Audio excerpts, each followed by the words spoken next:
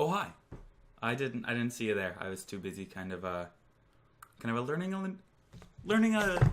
new language. Learning a new language. All right, let me explain. Learning a new language is hard, all right? Now, what you might be thinking, but Bradley, like, that's geometry. That's part of math. It falls under the math category. Well, guess what? Math falls under the language category. Let me explain why. All right, so it all started back in kindergarten. So, you might be pondering this thought of kindergarten.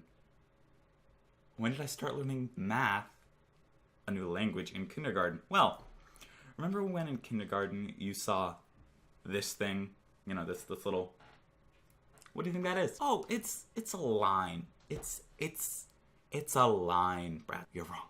That's a line segment. Think about it. If I take, hold on, let me draw. I'll probably just put it up on screen, but let me draw this for you. See that? In kindergarten, you learned that right there is a line. But in math, of course, it is a line segment.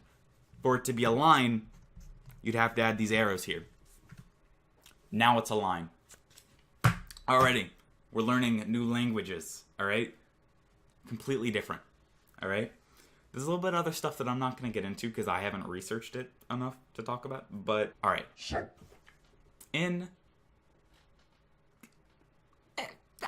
Okay, we all know what this means, right? It means equal to. It means same as. That's what you're taught. This symbol, right? This right here. This. You see this? This. That means same as. All right? We all know that. We all understand that. But that's not what it means. In geometry, it means, and I quote, equal to plus the shape. So, this with the little squiggly line, that's smart thinking right there, my man. It means congruent. So, like, two light bulbs, or not light bulb, but two light switches beside each other, all right? Little switch here, all right? Two of them, all right?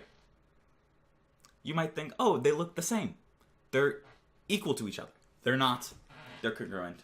Because for them to be equal to each other, they would have to have the same shape. All right, so basically equal to in geometry is basically the same width and length. So it's basically numbers, all right? So it's, like 3 feet long and like is like worth $50. I don't know. You know what it means. But when you add shape into the mix, it means congruent. You know what that is? That's racist. If you add one thing to something, it becomes something else. Math is racist. Think about that one for a moment. Just ponder upon it. Enough pondering. All right. Yeah, let me give you some more examples. So basically, you go to Walmart, all right? Let's say this. You go to Walmart. You stop by the table section. You look at two tables. Identical tables, all right? You might say that they're the same as each other. You have this table. You have this table. Table. They're both tables. Both perfectly fine tables. They look the same as each other. You might think, they're equal to each other. But they're not. They're congruent. Just the way it is. Just the way God made them. Congruent to each other. It's not like they're the same as each other or anything, because they're not. They're completely different. All right, in my room, I have a closet over here, all right, for those of you who have been to my house. Closet, no door to the closet, but we left the door hinges in. So I'm looking at one door hinge up here, one door hinge here, one door hinge down here, all right? You might ponder to yourself, those door hinges look exactly the same, because they do, all right? They look identical. You might say that they look the same as each other. But that's where you're wrong. They look congruent to each other because they're the same shape. They're congruent. You might say, think about this one. Dollar bills. They're equal to each other in value, but they're congruent to each other. They're not actually equal to each other. Like, I don't have money with me. Hold on. Ponder upon it for a moment. Alright. So, here we go.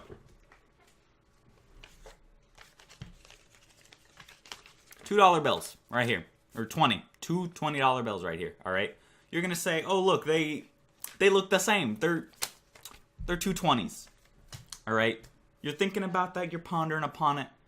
Your mind is thinking about what could be different about those two $20 bills other than one might be older than the other. Alright? They're the same object. They're essentially the same thing. You're wrong. They're not the same. They're congruent. They're not equal to each other. They're congruent.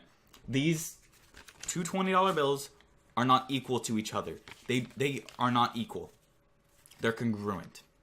This $20 bill is congruent to this $20 bill.